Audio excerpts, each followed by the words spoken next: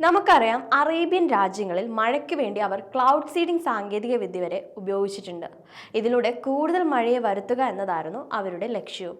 എന്നാൽ ഇപ്പോഴത്തെ അവരുടെ ലക്ഷ്യം എന്നത് മരുഭൂമിയിൽ 10 ബില്യൺ മരങ്ങൾ നടുക എന്നതാണ്.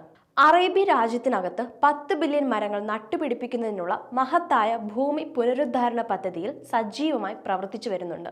ഇത് വിശാലമായ Saudi green initiative, middle east green initiative എന്നിവയുടെ ഭാഗമായാണ് നടത്തിക്കുന്നത്.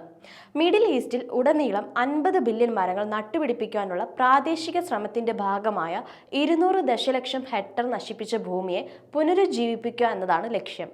മരുഭൂകരണത്തെ ചെറുക്കുന്നതിനും ജൈവ വൈവിധ്യം വർദ്ധിപ്പിക്കുന്നതിനും ആഗോളവൽക്കരണ ശ്രമങ്ങൾക്ക് സംഭാവന നൽകുന്നതിനും ഈ സംരംഭങ്ങളിലൂടെ സാധ്യമാണ്.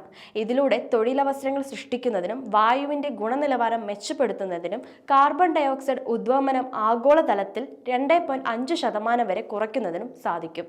പ്രാദേശിക മഴ വർദ്ധിപ്പിക്കുക, സമുദ്ര ജൈവ വൈവിധ്യം സംരക്ഷിക്കുക എന്നിങ്ങനെയുള്ള മറ്റു നടപടികളും മേഖലയിലെ പാരിസ്ഥിതിക സുസ്ഥിരത വർദ്ധിപ്പിക്കുന്നതിനുള്ള സംരംഭങ്ങളുമായി സംയോജിപ്പിച്ചിരിക്കുകയാണ്.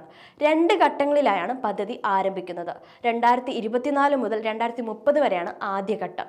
2030 മുതൽ രണ്ടാമത്തെ ഘട്ടം ആരംഭിക്കുകയും ചെയ്യും.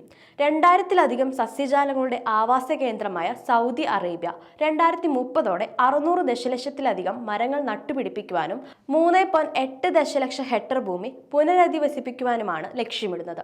ഈ പദ്ധതി കൊണ്ട് ദീർഘകാല സാമ്പത്തികവും സാമൂഹികവുമായ നേട്ടങ്ങൾ കൈവരിക്കുന്നതിനൊപ്പം ജനങ്ങളുടെ ജീവിത നിലവാരം മെച്ചപ്പെടുത്തുന്നതിനും പാരിസ്ഥിതിക വെല്ലുവിളികളെ നേരിടാനും സാധിക്കും.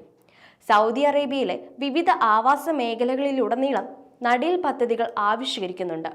കുറഞ്ഞ മഴയും പരിമിതമായ കൃഷിയോഗ്യമായ ഭൂമിയും പോലുള്ള വെല്ലുവിളി നിറഞ്ഞ പ്രകൃതി സാഹചര്യങ്ങൾക്കിടയിലും 10 ബില്യൺ മരങ്ങൾ നട്ടുപിടിപ്പിക്കാനുള്ള സൗദി അറേബ്യയുടെ പദ്ധതി ലോകമെമ്പാടുമുള്ള ഇത്തരത്തിലുള്ള മറ്റു രാജ്യങ്ങൾക്ക് കൂടുതൽ പ്രചോദനം നൽകുന്ന ഒന്നാണ്.